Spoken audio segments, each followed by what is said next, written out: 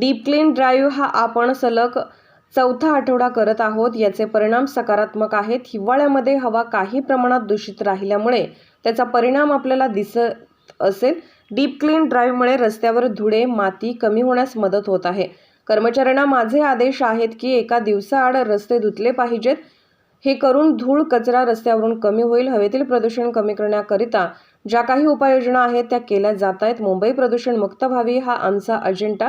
अनिल देशमुख, ते सरकार गेलं आता जी 2.5 वर्षात घाण केली ती आम्ही कमी करतोय. मुंबईची लूट होत नाहीये. ज्यांनी मुंबईच्या तिजोरीवर दरोडा टाकला ते दरोडेखोर. ही स्वच्छता आम्ही मुंबईकरांसाठी करत आहोत. आम्हाला विरोधकांच्या आरोपांना उत्तर देण्याची आवश्यकता नाही. आम्ही कामाने उत्तर देऊ. मराठा आरक्षण, कालच सुप्रीम कोर्टाने मराठा समाजाला दिलासादायक निर्णय घेतला आहे.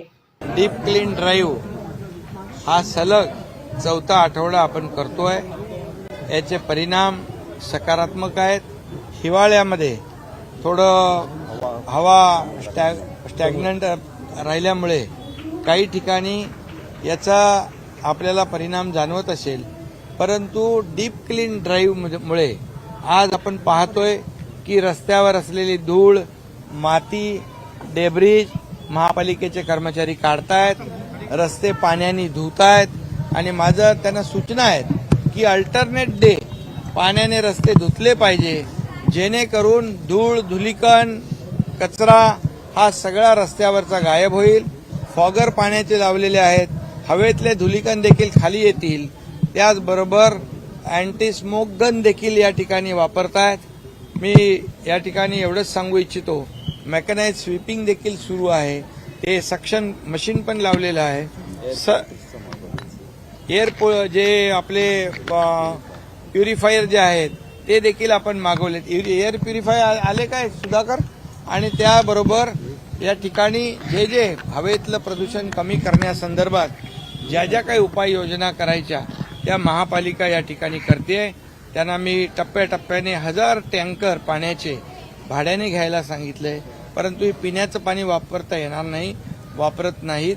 रिसायकल केलेलं पाणी, बोरिंगचं पाणी, जुन्या विहिरींचं पाणी यामध्ये वापरलं जातंय, जेणेकरून पिण्याच्या पाण्याचा देखील गैरवापर होणार नाही याची काळजी आपण घेतोय. पूर्ण मुंबई या डीप क्लीन ड्राईव्हमध्ये आपल्याला दृश्य स्वरूपामध्ये येणाऱ्या काळामध्ये आपल्याला पाहायला मिळेल.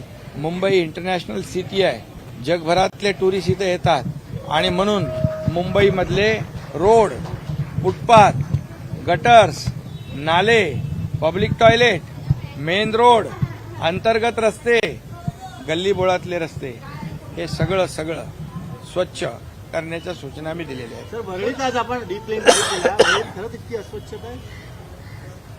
वरळी असं नाही आहे, पूर्ण मुंबई यामध्ये जी अनेक वर्षाची अस्वच्छता आहे ना ती साफ करायची आहे आणि ती साफ करायला आम्ही प्राधान्य दिलेलं आहे.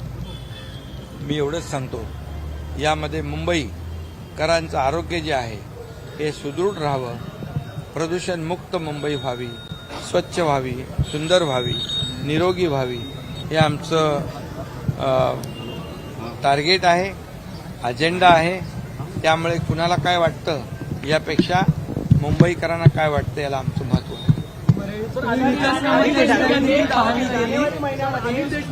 दावा केला की भाजपचे नेते आमच्याकडे आले होते, 4 मुद्द्यांचं त्यांनी प्रतिज्ञापत्र आणलं होतं, तेव्हा त्यांची ऑफिस उतरली असेल तर महाविकास आघाडी सरकार हे 3 वर्षांपूर्वीच गेलं असतं. ते गेलं सरकार, ते आता सरकार बरोबर सगळं गेलं, म्हणून तर आम्ही स्वच्छता करतोय.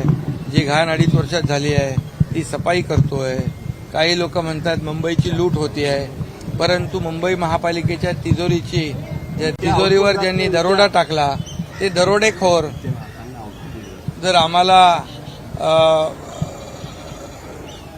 आरोप करत असतील तर ही जी काय स्वच्छता ही मुंबईकरांसाठी करतोय आम्ही. आणि त्यामुळे खरं म्हणजे हे डीप क्लीन जे आहे त्या विरोधकांना वाटतंय आपलं येणाऱ्या निवडणुकीमध्ये क्लीन स्वीप होऊ या भीतीने त्यांची भंभेरी उडालेली आहे. पण त्यांच्या आरोपांना आम्हाला उत्तर देण्याची आवश्यकता नाही. हे कामाने आम्ही उत्तर त्यांना देतो. आदित्य ठाकरे यांनी आपल्याला आव्हान दिलं होतं, आदित्य ठाकरेंनी आव्हान दिलं होतं, ते आव्हान स्वीकारलं म्हणाले. यांचं उत्तर मात्र जरांगे पाटील आंदोलन 20 तारखेला करणार आहेत. कसं पाहता या नाही, यामध्ये मी एकच सांगतो की कालच सुप्रीम कोर्टाने एक मराठा समाजाला दिलासादायक निर्णय घेतलाय. मी कालच सुप्रीम कोर्टाला धन्यवाद दिलेले आहेत, कारण या ठिकाणी क्युरेटिव्ह पिटिशन जी आमच्या सरकारने फाईल केली होती ती ऐकण्यासाठी सुप्रीम कोर्टाने मान्यता दिलेली आहे.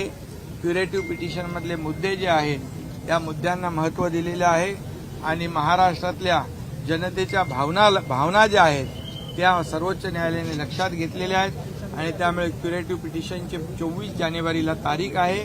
त्यामध्ये जो मागासवर्ग आयोग गठीत केलाय सरकारने त्याच्या माध्यमातून एम्पिरिकल डेटा गोळा करण्याचं काम युद्धपातळीवर सुरू आहे आणि मराठा समाज मागास कसा आहे हे सिद्ध करण्याचं काम मागासवर्ग आयोग करतोय.